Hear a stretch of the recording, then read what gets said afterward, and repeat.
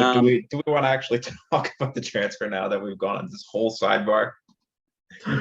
Cucho Hernandez, a young designated player signing for a club record fee.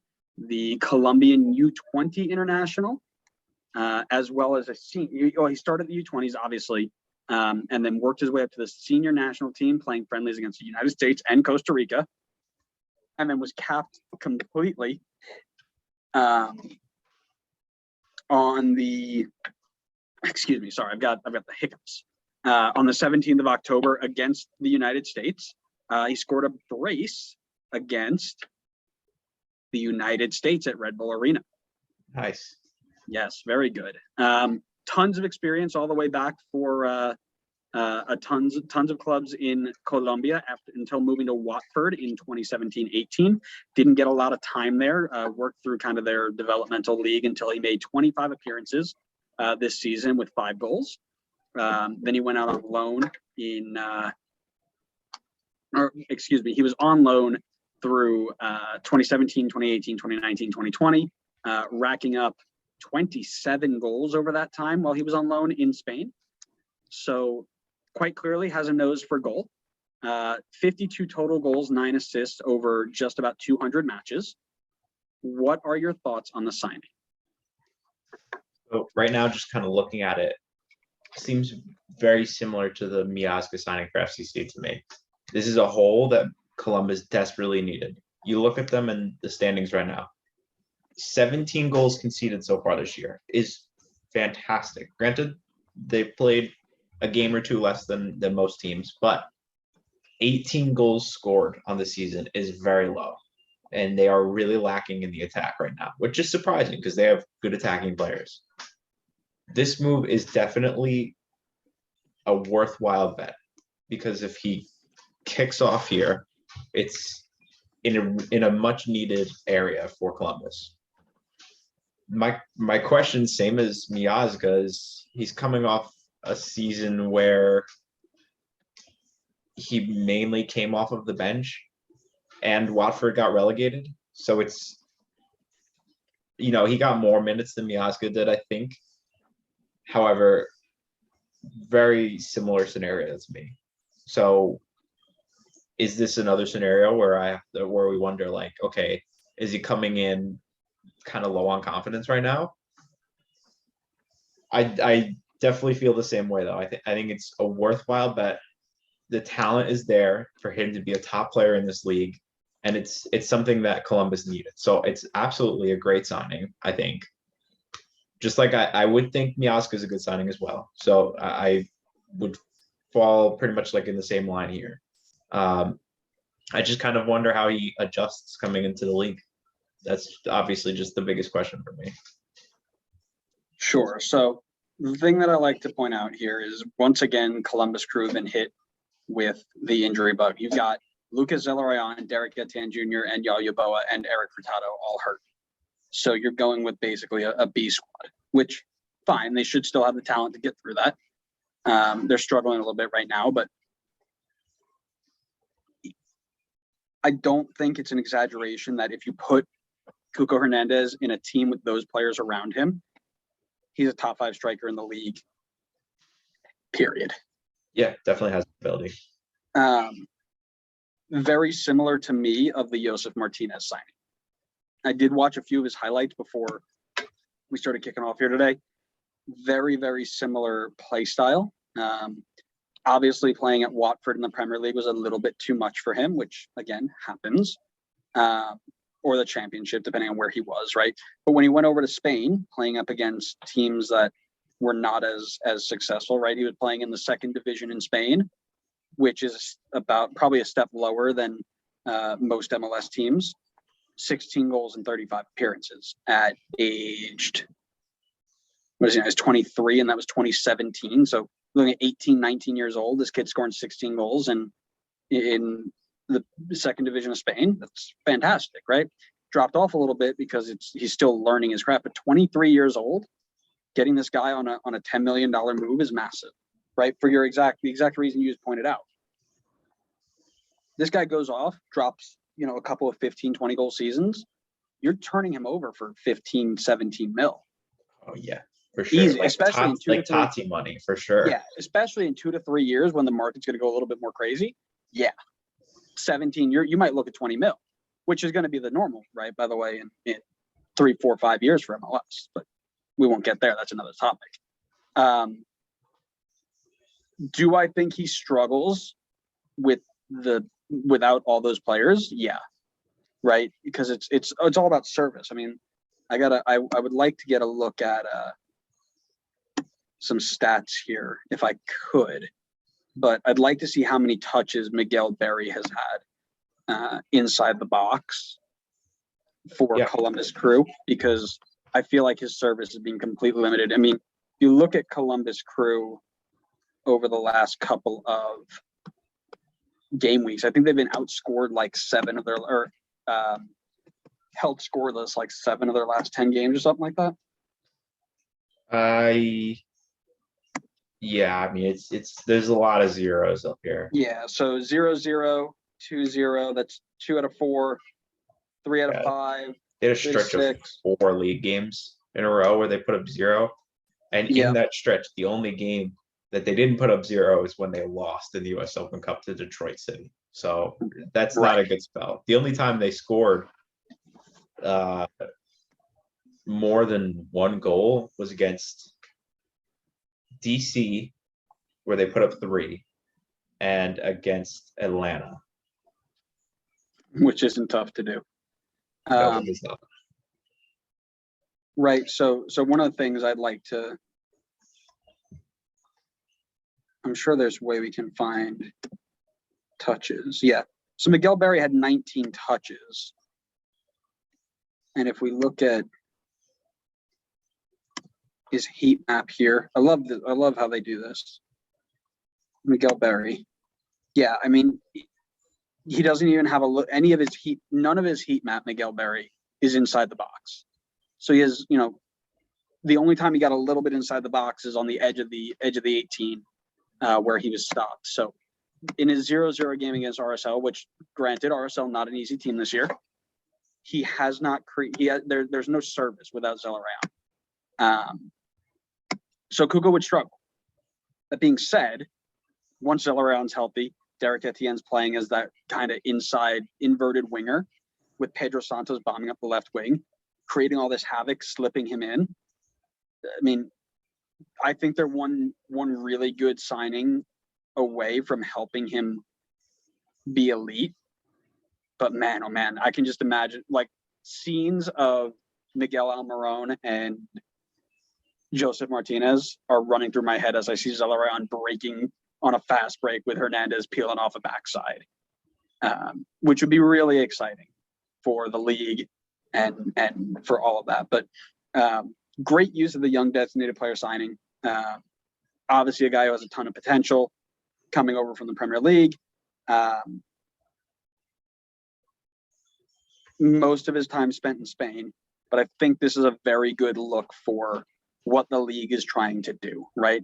Absolutely. This is the type of signing that the young designated player spot was put in.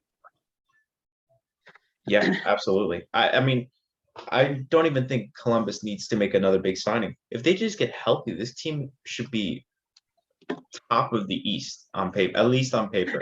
And I mean, only saying that because you picked them to finish second this year, and now you look silly. No. I mean, look at it. They have Miguel Berry. They got Cucho Hernandez. You have Derek Etienne Jr., who was killing it at the start of the season. Pedro Santos, Zelarayán, Darlington Nagbe in the midfield, Artur, who's also hurt right now. And then obviously the back line has been super solid so far this year. They've only conceded 17 goals. But you have Steven Moreira going down the right wing as well. I mean, there is so much potential for this team. They just got to stay healthy, and they can't seem to do it. I mean, they are the New York Mets of MLS. I was just about to say that, They are literally the Mets of MLS. Just about to say that, Do you think this encourages other players to make a move like this? I think maybe they wait and they see how this pans out for Cucho. If he comes in, plays super well, becomes like a star here, and gets a nice move over to Europe. Let's say if he decides to go back to Europe, maybe he does a Joseph, and he sticks around. But if they can see him do well here, succeed, build up a brand, I think absolutely. Why would you not want to do that? You're struggling over in Europe to get game time, and like potentially your next move is going to be to a lower division team where you're going to get shipped off to like some random league in like Eastern Europe.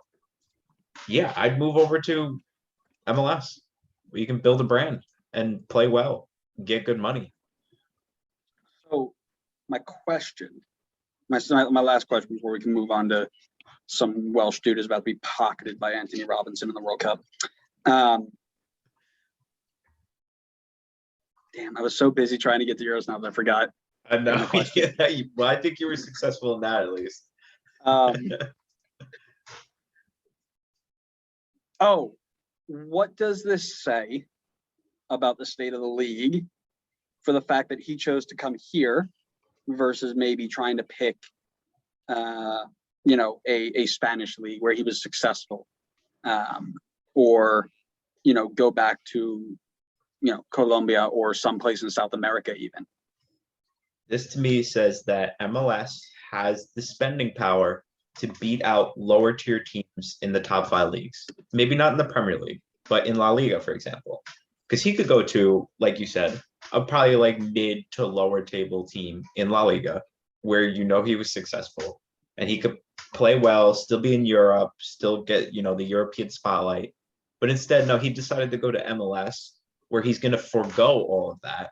He's no longer in the European spotlight. There's no longer any potential to make the Champions League and win all the Champions League glory. But he's coming over here where he's going to get paid really well. He's got the potential to be one of, if not the best player in this league. I think the monetary power of MLS, while still limited, obviously, with the salary cap rules, is starting to show. The potential for what the league can buy and bring in is starting to show. And it's great. It's great for the league. It's very MLS 5.0. Not there yet. We're 4.0 still. 4.0 still, but well, we're transitioning to 5.0. MLS is always moving. Give it 5 more years, we'll be at MLS 10.0. I love it. Yeah, so one of the things that I noticed in your comment, right, was the spending power.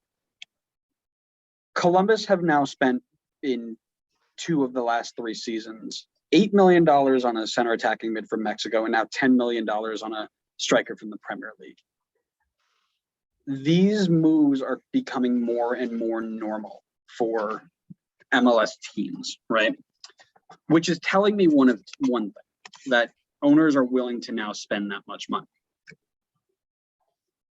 Which, take it a step further, is telling me that we might be at a spot now, and we dive into this all like pretty much every week. We might be in a spot now to go ahead and loosen those restrictions a little bit. 3 designated players in 2014, 2012 helped the league grow. I believe we are coming up to a point in this league where 3 designated players are holding us back. Teams are starting to put money on the table for players to be successful, knowing that they can flip them. If they can find 4 players, 5 players that they can do this with, that they can convince, if I drop 10 million on you in 4 or 5 years, I'm going to get 15 million back.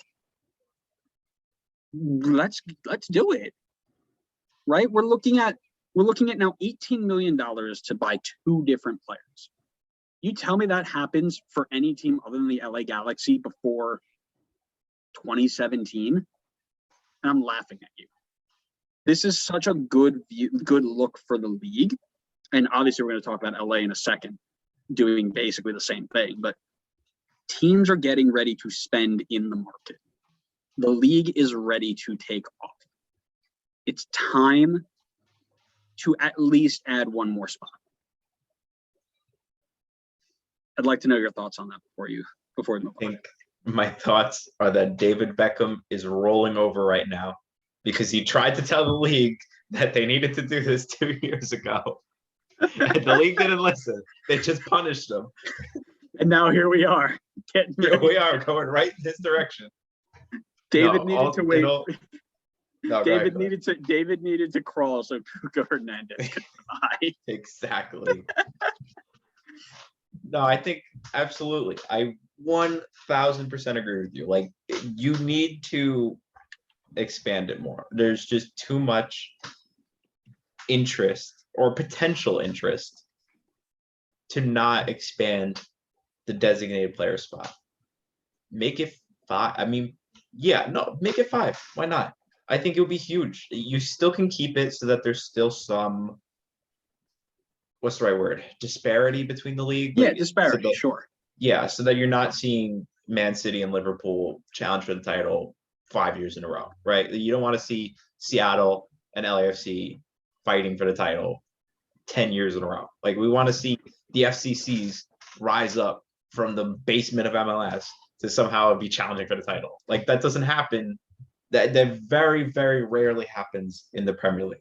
That's why when something like Leicester happened, it was so incredible. Well, let me ask you this: are we not at a point where teams are turning into man? I mean, look what LAFC just did. Yeah, with an open DP slot left, Vela, Chiellini, Aranjo, Brian Rodriguez, Gareth Bale, and then you're looking at Kellen Acosta from Interleague. You're looking at a back line of Mamadou Fall, who's getting looks from all over Europe right now. Ryan Hollingshead, Cifuentes. I mean, you're looking at a team that is basically the Man City version of MLS, or MLS's version of Man City, right? And then you're comparing it to Seattle, who's basically the Liverpool, right? They're going to fight for it year after year after year. They are setting the table. And if Atlanta was healthy, Atlanta would be in there too, right? And then you're looking at NYC. NYC is up there too. The teams that are spending money correctly are creating a little bit of disparity between themselves. Now, the thing that I think will always prevent disparity from existing is the MLS playoff system, right? When you're playing just a straight 38 games, that's all you have to worry about. You will never see like, oh my God, they slipped up and now they're out. They won't be considered, the best of the best because you've got this silly tournament cup thing. But because of that, you have one injury, you have one player who isn't at his peak performance right there, you're out of the cup and now everybody thinks you're terrible. I think we're at a point where no matter what, you've got owners now who can convince players with the increasing TAM levels, the increasing GAM levels, whatever, where you can get players like Gareth Bale and Chiellini on TAM deals and convince them that it's still enough money for them to play while going out and using your DP slots on players like Gustavo Bo, on players like Cucho Hernandez, on players like Lucas Zelarayan, who are young in their prime and ready to play. So this idea that disparity is being prevented, and again, 5 weeks ago, I was on your page. But the more that I'm watching this, the more that I'm listening to the ideas of what's being shared, you're looking at a system that just, it's going to develop a point anyway, right? Because you've got GAM and TAM that are increasing every year. That's in the CBA. You're getting more money every year. It's how you choose to spend it. You've got New York Red Bull who will spend it on Tom Barlow and Patrick Klimala, or you have LAFC who are going to go spend it on Gareth Bale, Christian Aranjo, and Giorgio Chiellini.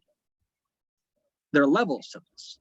So your disparity is going to be there whether you've got a cap or not, right? I think we're at a point where our money level is high enough where you can have some disparity or lack thereof. So your Seattles are always going to be competitive. Your LAFCs are always going to be competitive until they sell and rebuild, right? That is going to be the key is, are they able to replace players or do they have to go through a full rebuild? The problem is if you take the reins off too quickly here, you're absolutely leaving some teams in the dust. There are plenty of teams now at this point that are spending money, and it's great. New England, Seattle, LAFC, NYC, Atlanta, Toronto, It's great. They're bringing in high profile players. They're coming in and they're willing to spend the money, but you have teams that still won't do it. Houston, RSL, San Jose, Vancouver. They just don't spend money. It's not like the appeal isn't there. All these other teams can sign them. Columbus just signed somebody. This isn't LA. This isn't New York. This is Columbus, Ohio. You can't even say like the destination is necessarily the driving factor. It's sure. It definitely is for some areas. NYC and LA and Seattle are going to draw in more attention and be a better appeal for some players. But Columbus is bringing guys in. Toronto brought people in. I mean, Toronto's probably a big area too. But New England, you know how they play in a football stadium. NYC, they play on a baseball field. I get exactly. But so there's just this lack of desire, or I don't know if it's lack of resources. I don't think lack of resources is really the real reason, but these other teams just don't spend. It's not like they can't. They just don't seem to. I mean, Houston started to do it a little bit. They brought in Hector Herrera. That's great. I still think that we need to see more of it, though. Like Philly doesn't really spend either. Not that they need to, because I don't want to go too much into a tangent here, but I was just thinking about how MLS is like splitting up at this point into like two different groups. You're either a team that is growing youth players, developing them and selling them on, or you're a team that's looking to poach talent from South America or Europe and buy your talent. So your buyers are like your Atlantas, LAFCs, NYCs. Your youth teams are your Red Bull, your Dallas, your Philly. So I feel like at some point teams are just going to start falling into those two buckets, but there's plenty of teams right now that are just kind of in limbo, where it's almost like they don't have an identity of like, okay, are we buying players to be successful, or are we developing players to sell on? Like, I don't know where Houston would fit into that scenario. Like, and maybe there is just like a third bucket that I'm just not considering, but Houston would definitely not fall into one of those two, in my opinion. Connor, I very much agree with you on your statement. Everything you said there, well done. Handshake. I can't even go against anything that you just said. I think you hit the nail on the head there, my friend. I don't want to dive into Pro Rel, but oh God, here we go. Pro Rel would essentially like punish those teams for not spending if they were to be unsuccessful, which if you're going to bring in Pro Rel, you probably got to like really let loose the financial restrictions, in which case I do think that they would feel the pain of not spending, because right now you look at RSL, right? Like they don't really spend much and they're sitting second place in the West, which is still absurd to me. I don't understand that. But I think if you really like watch LAFC bring in all these people, and I just see them skyrocketing away from RSL. So if you give other teams the ability to do that, I think they would do the same thing. RSL can only get to a certain point just relying on guys through their system, I guess. Like they gotta look to sign people using their money and sign the right people too. Obviously that's hit or miss, but they gotta try at least. Yeah. I'm not going to dive into Pro Rel, but I will say this. The day that the financial restrictions in MLS disappear is the same day that Pro Rel becomes a thing. You can't have one without the other, and you can't do one without, if that makes sense. Like you can't have one and leave the other not around, but you can't also, like, you need them both to exist at the same time. So